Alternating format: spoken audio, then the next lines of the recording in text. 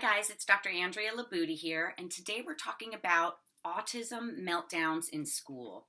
And this is not an uncommon occurrence for some kids, unfortunately, but it's really important to talk about because we want to try to understand why your child is having a meltdown in school.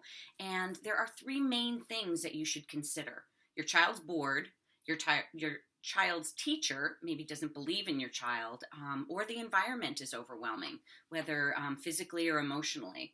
So let's talk about your child being bored. This seems like maybe the least likely, but I suspect that for a lot of kids, it's the most likely. And I'm going to give you an example from a book. The book was written by an autistic nonverbal boy named Ito. It's called Ito in Autismland. And Ito talks about being in a silent prison and his school, he calls it the flashcards 2+2. This was a highly intelligent person that was trapped in an autistic body that was sitting in classrooms day in and day out with 2+2 flashcards and very monotonous, repetitive things that they were trying to teach him when he could have done way higher level things. So none of this came out until he was a teenager and he was able to start communicating. So keep that in mind. Your child should be challenged. They should be doing grade level work, and their interests and their strengths should really be championed. That's true of most kids, but especially true for our autistic kids. You've got to consider the strengths. You've got to consider what they're interested in and work with your educational team to build a curriculum around that. Because, a lot of kids are bored in school because of the core curriculum, but imagine autistic kids that are given stuff that is so below their intelligence ability. It's really a shame. So the second thing I talked about is the teacher. What is the attitude of the teacher that is working with your child? Does the teacher believe in your child? Does the teacher believe in the capabilities of your child, of their intellect? Do they presume intelligence? Super, super important. And, you can figure this out by going in and having a conversation with your child's teacher. Do they know what your child's strengths are? Do they know what your child's really good at? Do they know what your child's preferences are?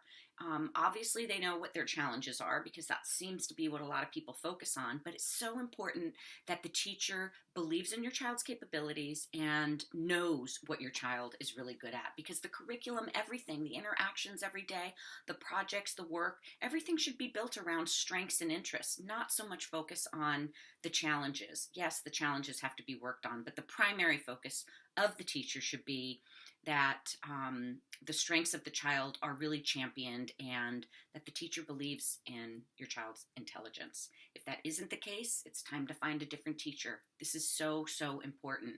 And, you're just going to have to go in and be a champion. You're just going to have to go in and advocate for your child. If the teacher is not somebody that believes in your child, then meltdowns, and I've heard it from nonverbal kids that have, communication through RPM, that their school life was so mind deadening and so frustrating because they were just, talked down to, talked in front of, like they weren't even there. Meanwhile, their brains are completely working and completely taking everything in, but the people around them didn't know that, so they sort of acted like they weren't really there.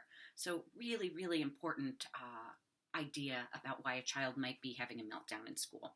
And the third thing is the environment. So what is, what is going on in the classroom? What's the classroom like? What are the, sounds, the smells, the lights? Those things are really important because as we know, our kids are very sensory hypersensitive, so things can overwhelm them very easily.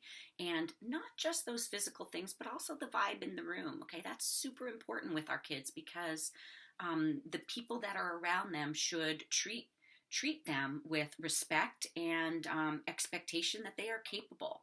Okay, there's nothing worse than being around a teacher or another student or a friend that believes that you're a dummy or that you can't do things and that things are not possible for you. So again, one of the things that I like about ABAs, they have this system called ABC, and this is something you can use with your teachers if they're not already doing it. The ABCs stand for antecedent, behavior, and consequences. So that means your child has a behavior in school and you want to know what are the details, like what are the events before the behavior happened, right?